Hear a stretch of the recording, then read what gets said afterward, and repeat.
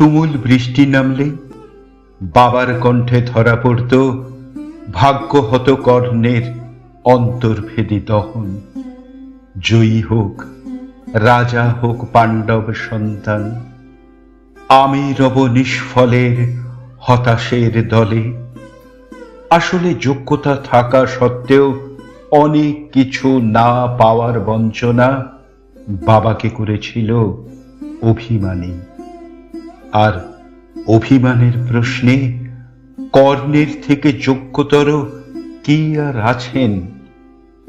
বাবার হাত ধরেই রবীন্দ্রনাথের কবিতার সঙ্গে পরিচয়। গাঁথব রক্ত জবার মালা, হায় রজনীগন্ধা বলার সময় বাবা শেখাতেন মালা শব্দটিতে ঢেউ দিয়ে কিভাবে এক অপূর্ব শ্রুতি মাধুর্য তৈরি করা যায়। বাবাই শিখিয়েছেন কৃষ্ণকলি বলার সময় কেমন করে ফোটাতে হয় কালো হরিণ চোখের মায়া। কি ধৈর্য ধরে বাবা শেখাতেন হা রে রে রে রে বলার কৌশল। বাবা মানে কবিতা, বাবা মানে রবীন্দ্রনাথ, বাবা মানে সঞ্চয়িতা। সকালে বাবা নির্ঝরের স্বপ্নভঙ্গ, দিনের শেষে পরশ পাথর, মঙ্গল ধ্বনি উচ্চারণের দিনে এবার ফেরাও মোরে, রাত্রিবেলা নতুন খেলার দিনে ঝুলন। বাবার এক আকাশে ব্রাহ্মণ, অন্য আকাশে পৃথিবী।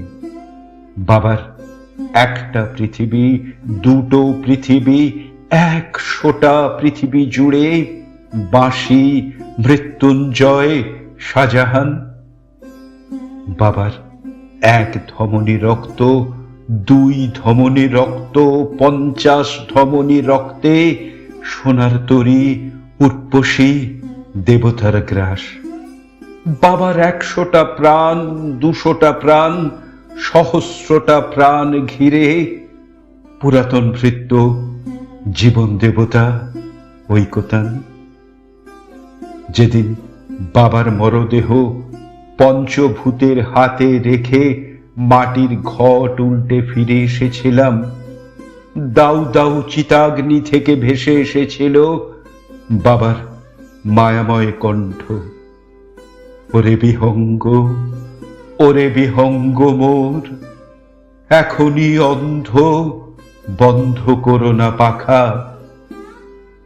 সবাই বলে বাবার প্রয়াণ দিবস 21শে ফাল্গুন।